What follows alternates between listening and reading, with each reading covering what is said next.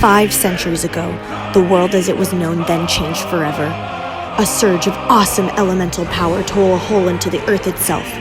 From this chasm, creatures that the human imagination could never dream of spawned and began fighting each other along with the poor souls who bared the misfortune of being near them as they arose. They were led by the Shadow King, an entity so nefarious and cruel, the vilest of evils would shudder in his presence. Perhaps it was territorial, or maybe it is something far deeper than the behavior we attribute to common beasts. Like beasts, they ravaged everything in their path with such destructive force that any reasonable solution was rendered ineffective almost immediately. The population dwindled. Fear swept throughout the kingdom. The elders knew something. Anything had to be done to put a stop to this perilous evil. They utilized an ancient, restricted magic to ensure that life as it was known had a chance against these beings. These forbidden arcane acts summoned wondrous beings whose luminous glow and godly power could only be described as godly.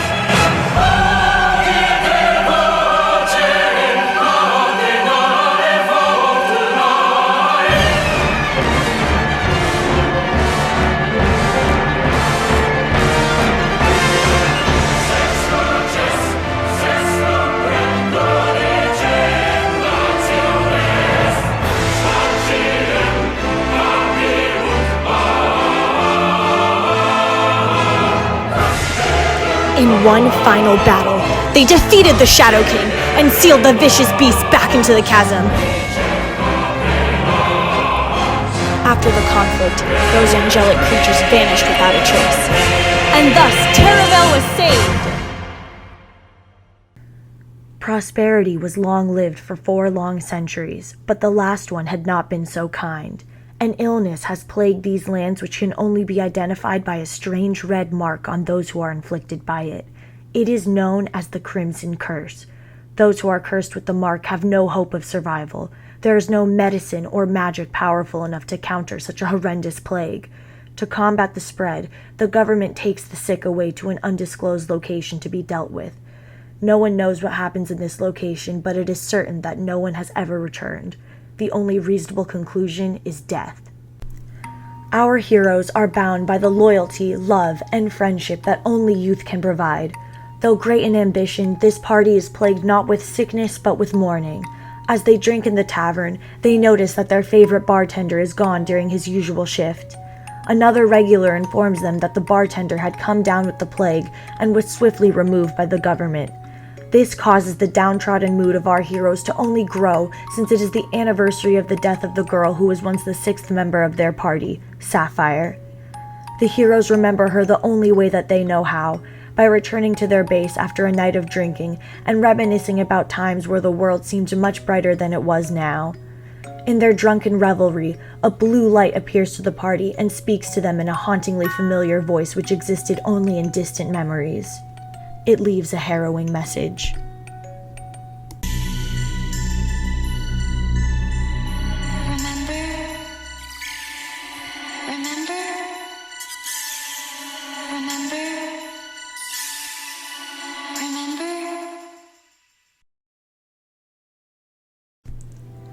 The party immediately passes out into an uncomfortable sleep where the words seem to echo endlessly. Once they awaken, they are unsure of what they saw in their dreams, but one thing is for certain, they are all marked with the Crimson Curse.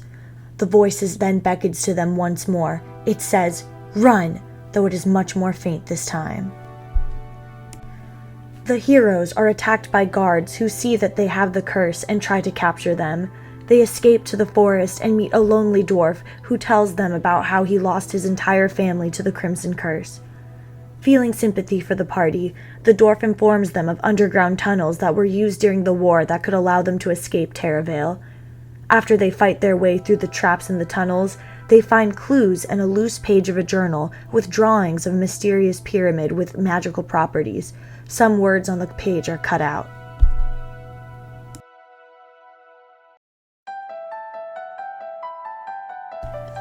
There are initials on the page that say RC. While they were at the tavern earlier, they remember a conversation they had with someone reading a book by Roland Koffeldian, a famous author from Terravale who went missing to do research on magic pyramids. With this next clue, they venture off into the desert in search of more information on this pyramid and missing author. After they set up camp, they receive another mysterious vision.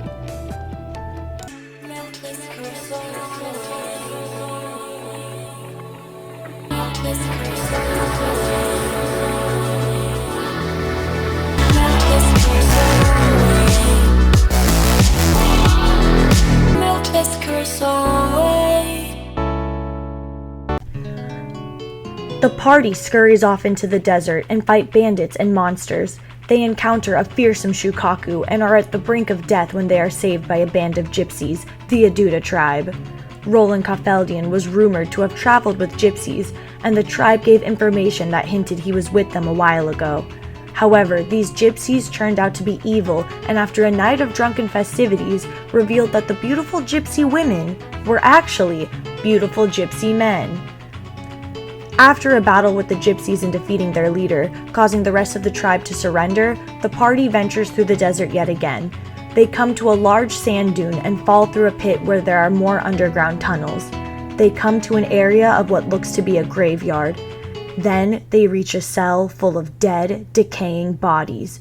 Upon further inspection, all have the Crimson Curse. A man approaches the hallway and they witness him paying respects to what looks like a memorial of someone.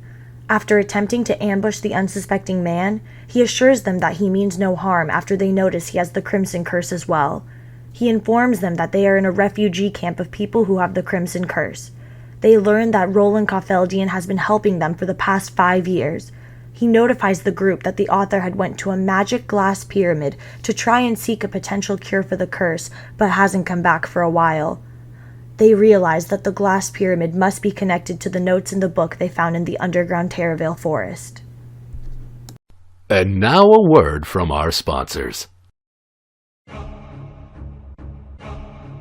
Hey guys, this is Thugbug, and I'm going to be your dungeon master for a bit today.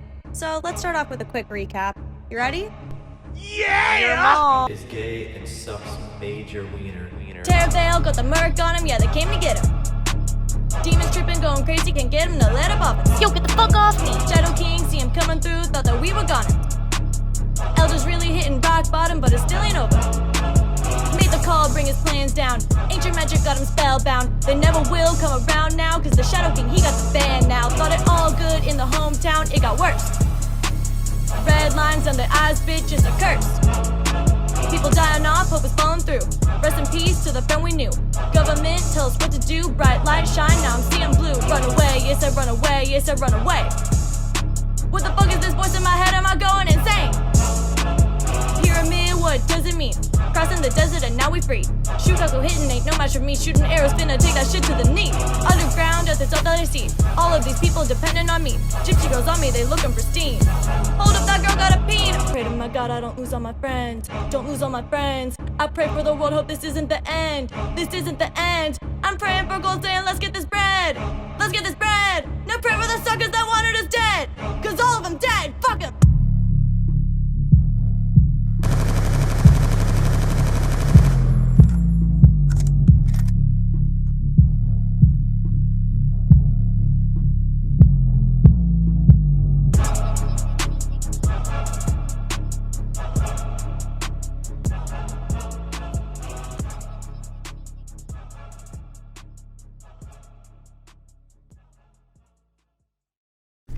The party sets out on a rescue mission to bring Roland back to camp. After a half-day's journey in the desert, they approach the pyramid and see it surrounded by shadowy demons. 2 of their members get sucked up and kidnapped.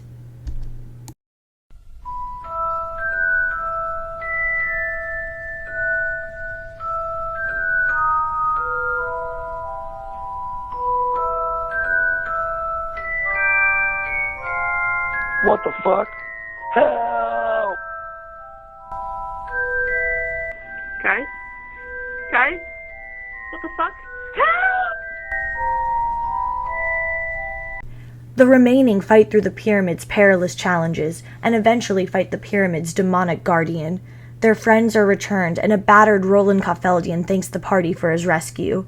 The glass pyramid starts to rumble and shatter, and the party hastily retreats. After returning to the refugee camp, Roland informs them that he has been researching the curse for several years. This curse was no accident. For the past century, strange and wavering levels of dark magic have been peppered throughout the land. I continued to research what was going on as Terravale was changing as well, especially after more people got the curse and were taken away for healing. After I got the curse, I evaded the government immediately and took shelter in the secret tunnels. The ancient magic guarding those caverns blocked them from being able to find me. My time in Terravale was limited after I got the curse. So I wasn't able to stay and research for as long as I would have liked, but I did find this out. There may have been a secret faction within Terravale who opposed what was going on within the government, but I couldn't identify any members. 5 years ago, around this time of year, I witnessed something very odd during my hideout. Dr. William Nigerot, the head scientist in the Terravale Crimson Curse Research Project, came into the tunnels looking like he was packing up to go. To leave Terravale, he seemed frantic and nervous. I was able to cast a tracking spell on him and follow him to the desert, but I wasn't able to keep up with him due to several unforeseen circumstances that plagued my travel. Those damn gypsies. I also came across this refugee town and have dedicated myself to helping the sick here and develop the society. The spell's signal capped at around Mephisto City.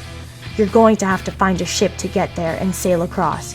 I cannot go with you, for my work is here, but please find out what you can in this forsaken world we call our home. So, with the perils of the pyramid behind them, our heroes set forth once again. Looking back at the vast expanse of the Arachlos Desert, having overcome obstacles that at the time seemed so overwhelming, but now seem just like the building blocks of a truly grand adventure.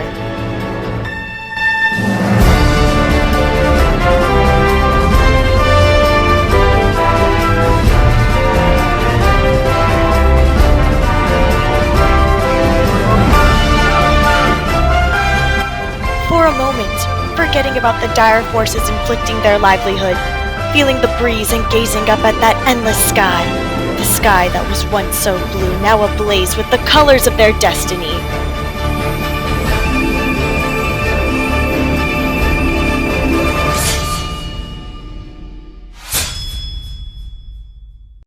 With no other choice but to comply for the sake of their lives, they go to the next town over and convince a drunken captain to let them use her ship. The night before they set sail, the party receives another vision.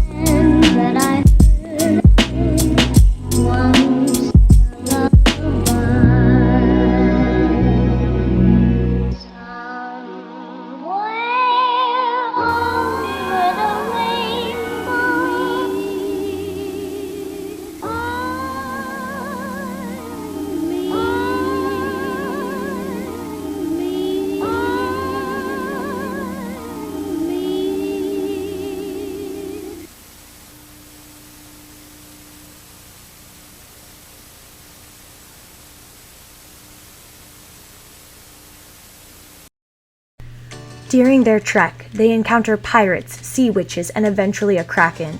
Despite gravely wounding the kraken, it was too much for the ship to withstand. They became shipwrecked and encountered a strange cult town on an island. The cult members keep chanting, "He will rise again." All of the cult members have the Crimson Curse, but it seems to be a more aggressive form. Eventually, they escape the cult after defeating a volcanic ash monster with the help of a Pegasus and head to Mephisto City. Along the way, the group encounter a familiar foe for one of the party members, Malfurion. Malfurion is an elf who used to be the head of his village. A rival Dark Elf village invited him to form a peace treaty which Malfurion accepted. However, he was betrayed when the leader of the rival village, Zakoro, killed Malfurion's entire clan. They fight Zakoro, who is also afflicted with the Crimson Curse. Malfurion is seething with a thirst for revenge. Zakoro's eyes seem clouded as if he isn't in control of himself. After a gruesome fight, Zakoro is left badly wounded. He notices Errol's amulet and his eyes widen, realizing that that is the amulet he left his son. Errol was left on a doorstep in Terraville with no idea who his parents were. In his dying breath and tears filling his eyes, Zakoro leaves a final message. "My son, that amulet. I gave that amulet to my only son. It is a symbol of the darkness and the light within you, a symbol of the blood of the silver dragons that our clan descended from before they were all exterminated in the war 5 centuries ago. I promised your mother I would save you from this cruel, unforgiving world, save you from myself, but I couldn't, I failed. But look at you, you've become strong, you're surrounded by friends. Malfurion, thank you, I'm sorry for all of this. I didn't mean for this to happen, please understand. I fully intended to uphold the treaty all those years ago, but I can't explain. Something came over me, something dark, as if I was cursed. But you found my son. Perhaps this cruel world has some forgiveness. Perhaps it was fate that you found each other. If there is such a thing as fate, I can only laugh at how fickle it can be. Perhaps this was my punishment, for convincing myself to believe that I could be needed by someone. This is what I deserve for continuing to lie to myself. I'm sorry. There is a deep darkness in this world. No one is safe. This curse, you must stop it. You must stop whatever caused this to happen. Please, or else you may become like me. However, I feel as if my soul has been set free. This is no divine retribution. You all have taken your destiny into your own hands. If I could be reborn, if the world is still standing, I would want to be reborn into a world of light, a world where I could try again. But that is impossible. For how many years did I kill? Did I cause pain and suffering? I can't even remember. I feel like I've woken up from an endless nightmare. I have no right to tell you how to live, so this is just a wish of mine. Live your life with pride. Save this world. Save your mother. Save the people you love. Know that you were loved. I'm sure you have many questions, but I fear my body won't be able to hold up. You don't even know your real name. Goodbye, my son. Goodbye, Flynn." Shaken by the revelations of his past, Errol decides to leave the party in search of answers about his origins. The rest rush to Mephisto City and locate Dr. William Nigerot. He tells the party his story. "I was head of the Crimson Curse Research Advancement Project, CRAP for short. I was under the impression that we were doing good for the people. I was under orders to find a cure. Our team worked diligently from the beginning. However, as time passed, things changed. It became clear that the best interests of the patients wasn't being put first. It became gruesome, awful. The government ordered us to perform unspeakable experiments on the patients. You see, when the Crimson Curse progresses and fully takes over, that person's soul is gone forever. The experiments agitated the curse and caused it to progress further. The patients began to act like vicious beasts near their death, all of their humanity lost. One day, I walked in on a gruesome scene. 5 years ago, around this time of year, one of my colleagues killed a patient. He left me a letter urging me to leave Terraville, saying it wasn't safe and that the town was becoming increasingly dangerous. The patient was a ray of light even in dark and painful times. The patient was my colleague's daughter. He killed himself right after her death. Her name, I'll never forget, was Sapphire. My research has shown traces of the Shadow King's magic residing in the curse. The dark energy has been growing stronger through the realms. You must go to the Frostborn Mountains and seek out the Callisto clan. They are descendants of the elders who sealed the Shadow King away 5 centuries ago. Go there and train, as much as you can. I fear something is coming, something worse than history can ever prepare us for. The party soon traveled to the mountains and found the clan. Aware of Dr. Nygrat and his research, they were welcomed with open arms. Training began, and 2 years quickly passed. The training was harsh and vigorous. While their strength grew, so did the dark magic. It was soon time for the final part of their training. The night before the final day, the party received a vision.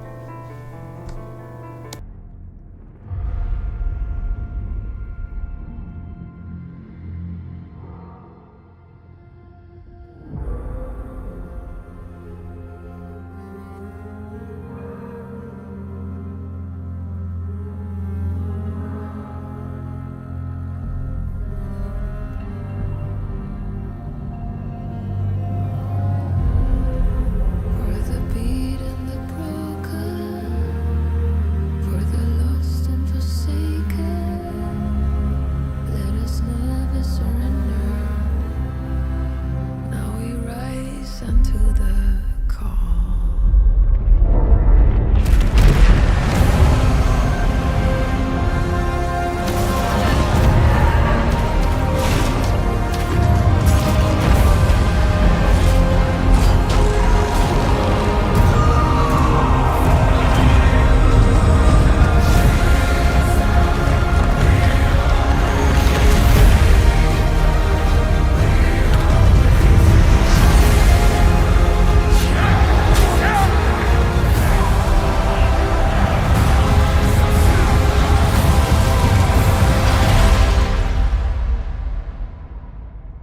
For the glory and the fall.